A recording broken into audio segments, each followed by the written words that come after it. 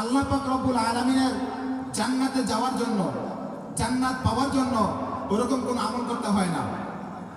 ছোট্ট ছোট্ট আমলের বিনিময়ে আল্লাহ পাক রব্বুল আলামিন বহু বান্দাকে, বহু নাফরমান বান্দিকে আল্লাহ তাআলা জান্নাতের ঘোষণা করে দিয়েছেন। আল্লাহ রাসূল সাল্লাল্লাহু আলাইহি সাল্লাম সাহাবীদেরকে হাদিস শোনাইতেছেন যে বনী ইসরাঈলের এক বেশ্যা মহিলা ছিল। সে মহিলাটা তার শরীর বিক্রি করে সে তার জীবিকা উপার্জন করত। যখন সেই বেশ্যা মহিলাটা একদিন তার বাড়ির দিকে রওনা হলেন, তখন ওই মহিলারা দেখলো যে রাস্তার পাশে একটা কূপ দেখা যায়। সে কূপের পাশেই একটা কুকুর ছানা জিহ্বা বের করে কষ্ট করতেছে।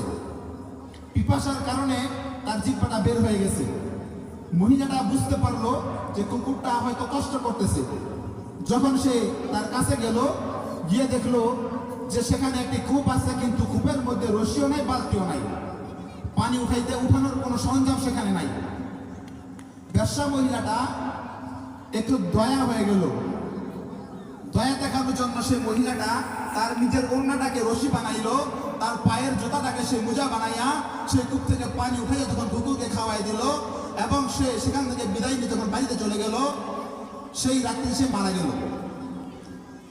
এলাকার অন্য কোনো মানুষ তার লাশটাকে ধরে না, কারণ সে চিহ্নিত পাপী ছিল, বেশ্যা মহিলা ছিল। সবাই তাকে চিনত যে সে শরীর বিক্রি করে করে খেত।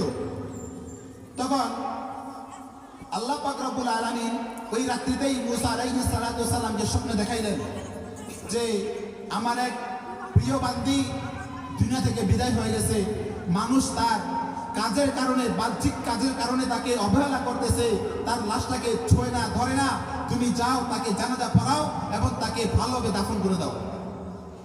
মুসা আলাইহিস সালাতু ওয়াস সালাম আল্লাহ তাআলাকে জিজ্ঞাসা করলেন যে ওই মহিলার ব্যাপারে আমিও জানি যে সে তো বেশ্যা মহিলা ছিল, শরীর বিক্রি করে করে খেত, তাহলে আপনি কোন কারণে তাকে প্রিয় বান্দী বললেন আর তাকে জানাজা ঘোষণা করলেন?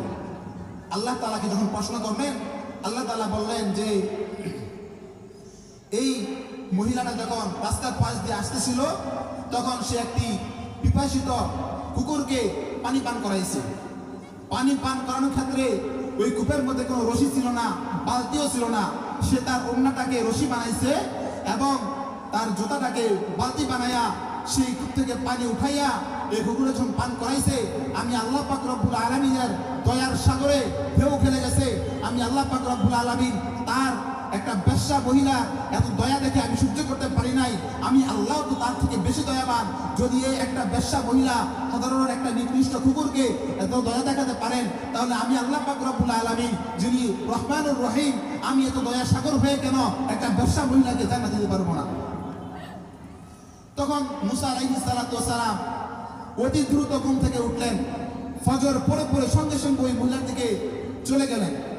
তখন মুসা আলাইহিস সালাতু ওয়াস সালাম ওই মহিলাটাকে উত্তম রূপে কাপড় পরাইয়া জানাজা দিয়া তাকে দাফন করে দিলেন।